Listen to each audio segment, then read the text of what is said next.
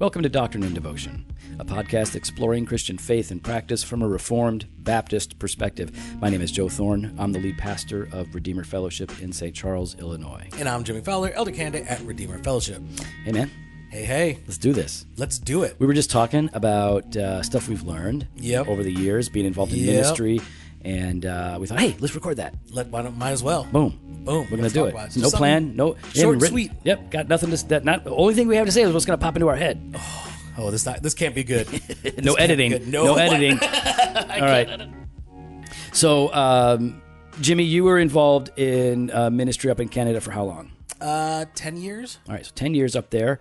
And you worked in a couple different capacities. Couple different churches, mainly youth and young adults, and then kind of an associate role, executive pastor kind of a thing. Yeah. Cool. And so now you're down here, elder candidate, and you're doing executive pastoral type ministry. I've been a pastor for almost 20 years, I think, since more than that. 1998 was when I started. 98? Mm-hmm. That's right, because you're so old. That's the year I became a believer. Okay. So no, that's true. That's true. I know. Because it was 96 I started high school. Mm-hmm. So it was around. I had my license, so it had to be 98. Yeah. Because I was driving to youth group. You're a young kid. I'm young. You're just I'm the future. I know. Great. Like guys that listen to Justin Bieber are the future. It's awesome.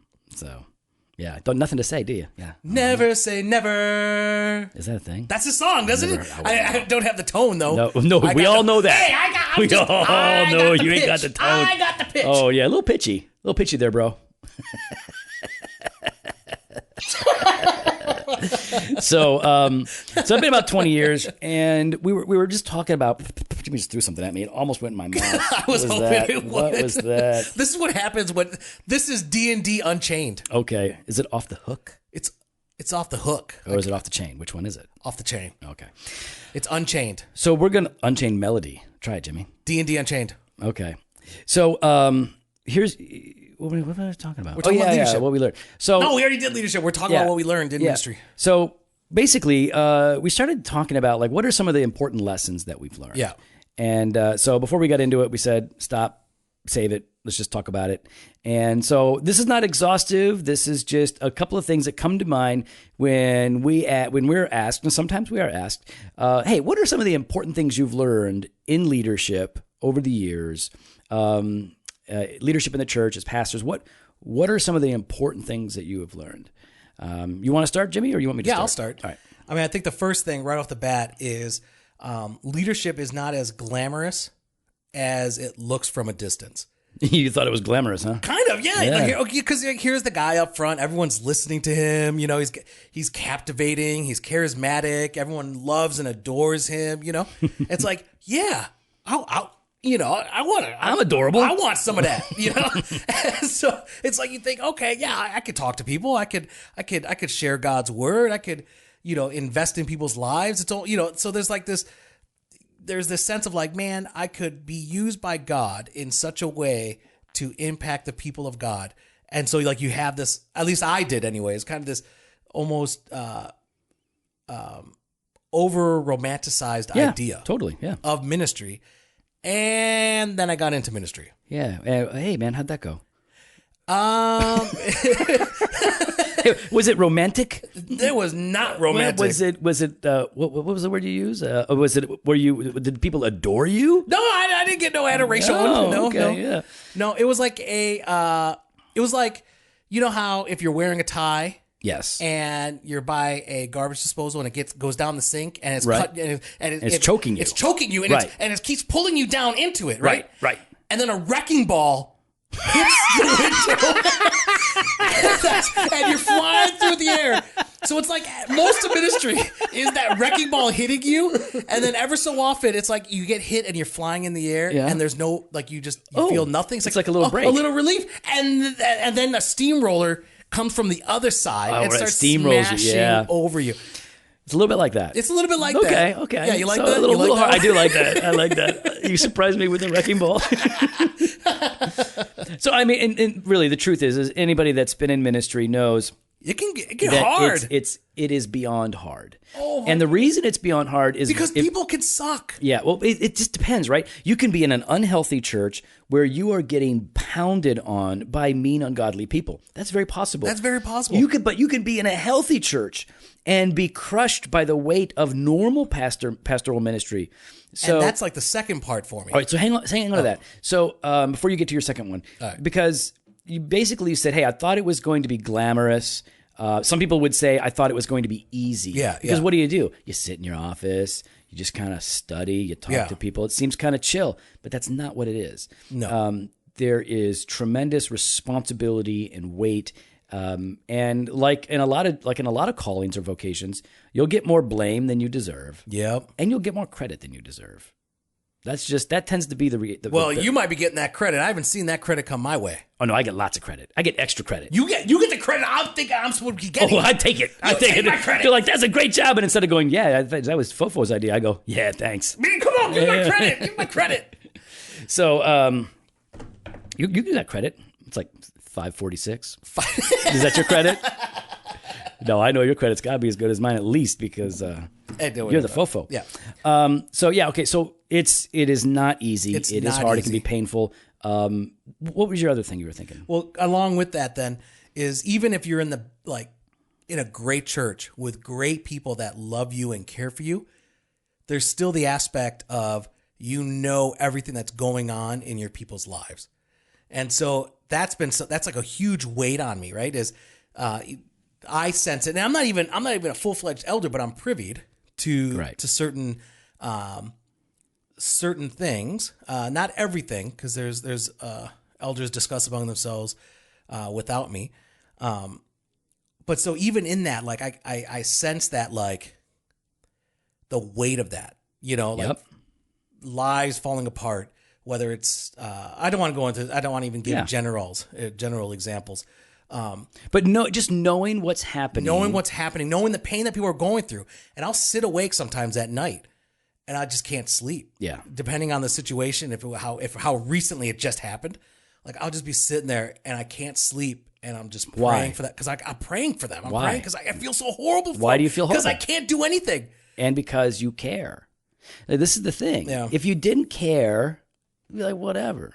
You could chill. See, it's hard to just shut off, and that's the thing. Like, it's sometimes a 9 to 5. I think of that sometimes. I wish I just had that 9 to 5 labor job, right? Yeah. I wouldn't have. I could just turn off when I leave the door. It's not the same. When I get home, I still have that with me, and as much as I try not to think about it, as much as I try to kind of not separate the two, but focus on my family when I'm with them. Right. There's still in the back of my mind this feeling of like, oh goodness, this person's going through this person's going through that, how best to love them, how best to care for them, how best to shepherd them. So that I didn't really realize that kind of going into it, Well, the problem, like, there's the old saying about ignorance, right? Ignorance is bliss. Yeah, and this really proves it. Yeah. Because if you don't know what's going on in people's lives, you don't have to worry about it. You don't have to pray about it. It doesn't take up your time or your thoughts. Doesn't eat the lining of your stomach away at night. But if you do care and if you do know, then it becomes a part of the burden. This is the reality: is that when you're a pastor, when you're in ministry, when you have responsibility, you carry the burden of other people with you. Yeah. And that's just a part of it, right? And so what I've found is, I'm just going to piggyback on this a little bit because I agree with you. I've seen these things as well, and so there is the enormity of the knowledge and the responsibility. What's going on in people's lives? How are they hurting? Then we hurt with them. With that, then comes the necessity of, I'm trying not to use a word that is always negative, seen as a negative. But you have to find a way to compartmentalize. Yeah. So that when you are with your family, you are truly with your family, and you're not carrying this baggage into that so that you're distant or you're not engaged or whatever. So maybe compartmentalism is the wrong word, but that's kind of how I've thought about it is I want to be fully present. I want to fully feel. and bear the weight and engage and take it to the Lord and all of this when I'm praying for somebody, when I'm meeting with somebody. But then when I've moved on to the next thing, the next meeting, the next issue, I need to be fully engaged there. Yeah. And so I have to find a way to okay, I'm going to put this in its proper spot and I'll deal with that when I come back to it. And that takes time to learn. That's not an easy thing. No, and there's things you can't really share. Oh, yeah. Like there's certain things I can't share with Michelle. Oh, yeah. And part of it's not because I don't trust Michelle, but because it's not Michelle's burden to bear. Right, absolutely. But Ben, how many times do we got to tell people that? Still, don't dump all that junk on your wife. She doesn't need that. She doesn't need that. And so I don't want Michelle having to worry about, okay, I need to make sure I don't say a certain thing around somebody or to look unintentionally look at somebody in a different way. That's a primary reason. And listen, my wife is godly. She's awesome. She's not a judgmental person, but I wouldn't want to tempt her with looking at somebody different because she knows something about them that she doesn't need to know anyway. No. So you got to protect them, protect your spouse. Now, one of the things that, and then it relates to all these things you've been talking about, one of the big things that I've learned, and I talk about it a lot, is that I guess the thing that surprised me the most was how much of the job, how much of the calling is walking people through pain. Yeah. Like so much of it is walking with people through their misery. Yeah. And it's from everything from the loss of children to betrayal in their marriage to the struggle with physical ailments, mental health. It can be so many different things. There's a lot of hurt and a lot of pain. And you kind of know that that's the case. But until you see what your number two was, right? That, wow, you have all of this knowledge of all of these situations. Yeah. I was shocked at just how much pain there is. And that, wow, a lot of what I do is walking with people through that and just helping them to see God in it and to know that they're loved not only by God, but by his people. I was surprised at how much people are hurting because I think your average person out there looks around at everybody and everybody looks good. Yeah. The car is clean. They got nice shoes on yep. and their life is good. But what they don't realize is that that person maybe hasn't slept in 3 days. Yeah. And they're about to lose their job and it's really, really bad. That how much suffering there is was a big surprise for me. And I think that kind of leads into just even something else that I think we are unable to shepherd our people well unless we're willing to invest in relationships. Yeah. Because I think, there are some pastors out there that kind of may have this idea. Actually, no, some do have this idea of like, man, I don't need to know people. I don't need to be friends with people. I just got to do my job and preach the sermon. Well, how can you preach a sermon for your people if you don't know your people? You just go generic. Just generic. Generic sermon. But do you see what I'm saying? Oh, though? Like, yeah, I even like agree. everything you're talking about, I know that there's been times when I've the sermon text leads into it's applicable, it's part of it, truth, that you're proclaiming is there. But I also know it's good for me to hear, or it's good for somebody else to hear, knowing their situations. It's good for, and I've had that from people saying, man, I felt like Joe was talking to me. And I'm like, he probably is talking to you. I normally am. He is talking to you. But I think that's how could you craft a sermon for your people? How could you pray through a sermon and say, like, Lord, please use this to their benefit and to your glory if you don't know what's going on in the lives of your people? Yeah, you've got to have a real investment there. And I think that, again, all of this is intertwined, but one of the things that I've learned to be of critical importance for those in leadership and ministry is to make sure that you are being fed, right? Like I was on the airplane, I don't know what, I had, I flew to Orlando and back on Monday and then Tuesday, and then Friday I flew out to Portland. All right, so lots of flights there, and then back. And I had a layover, so I get to add another flight on there. That was awesome. So anyway, what they always tell you to do the same thing. Like the oxygen mask is going to drop down right before you die, so be sure and put that on. And if you've got a little kid with you, ignore that kid. put your mask on, and then tend to help your them. kid. Right. But don't get confused, because you're not going to be able, if you try to help them before you put your mask on, then you're going to pass out and then not be able to help him. Yeah. But we're all dying anyways. Plane's going down, so what's the point? But anyways, you gotta help yourself before you can help other people, and you got to take care of yourself. And it's very true spiritually. I think the reason a lot of pastors get into trouble is because they are not taking care of themselves spiritually, which means we do need to have a robust, lively interaction with the Word of God. We need to maintain prayer, communion with God. Like, the ministry of the Word is our calling, so there is no excuse to not be invested in it on a very personal, experiential level. Pastors that don't have time for devotions shouldn't be pastors. Okay, pastors that don't have time to commune with God shouldn't be pastors. That's that simple. So you've got to be able to say, I'm going to maintain this so that I can really know and walk with God and be prepared and readied and sanctified for what He has for you. And one of the reasons I find this to be so helpful is because frequently when I'm called upon to speak spontaneously, whether that's in a formal or informal capacity, when I am called on to counsel somebody, a lot of the time, what I then am able to share with them is what God has been teaching me very directly. Somebody really, really cool, I don't know who said it, but they said, you should be feeding your people off of what's growing in your life. That's a Jared Wilson right there. No, it's not. It wasn't Jared Wilson. It was Wilson. way before Jared Wilson. No. It sounds like something he would say. Yes, because it's amazing. Good job, Jared. Yeah, he probably ripped it off. Anyways, whoever said it, Jared Wilson, was really good, right? Because if you're growing, if God's teaching you, and like that's the fruit, now you've got stuff to share. And so that was really good for me. I've known other pastors, and we all get there where you feel spiritually dry and things aren't working. But that's really, really important as well. So those are a few of the things that come to my mind. Yeah, I mean, I think another thing that comes to mind is protect your family. Oh yeah, right. And this is, worst case scenario, you've got a church that's looking to use you. Best case scenario, you've got people that need you.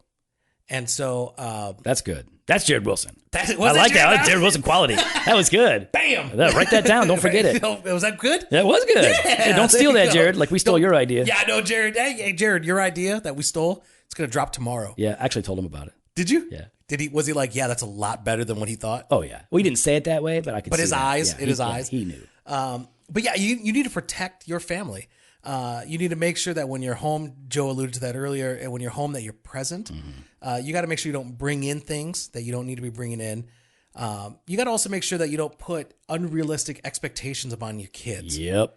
Just because they're pastors' kids doesn't mean that they're going to be perfect in every way. Doesn't mean that they're going to sit down and be quiet during the whole service with their hands folded, right? Like, make sure you're not allowing others to put expectations upon your kids that are just unrealistic. And don't resign yourself to like, well, all PKs have the same story. No, they don't. No.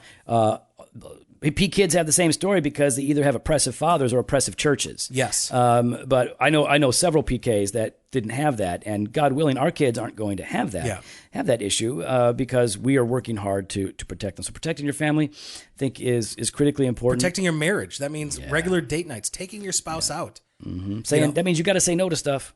That's right. Got to say no to responsive, like things that, hey, man. I don't know who said it. It might be Jared Wilson. It's probably Jared Wilson. But I remember years ago hearing every yes is a no. Well, that's totally Jared Wilson. That's Jared Wilson. Yeah. So when you're saying yes to go into this meeting, yes to handle this responsibility, at times you're saying no to your family. Yeah. And if you say no to your family enough, then your wife, she starts to say no to you. And yes to others. Oh, you don't want that. Don't want that. So you got to listen to Jared Wilson. Yeah. Every yes is a no. So make sure that you are, though, taking care of your spouse, having that regular time together where it's just you and her, where you guys can enjoy each other's company, and don't just I shouldn't say it like that because I am the guy that does the same routine over and over and over again. So boring. I know. So predictable. And I keep trying to figure out different things to do. Never works. But yeah, but do the things that they want to do. Right. If they want to go for dinner, then cool. If they want to go for a movie, awesome. But if they want to go dancing, they want to go bowling. Jen wants to go for a walk with the dog in the neighborhood. Oh, you kidding me? That's the best. Why aren't you doing that? Stop that it. Costs you no money at all. It costs me calories. I gotta burn calories doing that. I don't want to do that. I'm so sorry. You're getting healthier. Gosh, I'm doing it tomorrow. Walking the dog. You saved money and you're getting healthier. I'd rather spend money to stay home. Walking the dog. Our neighborhood's hilly. There's lots of hills.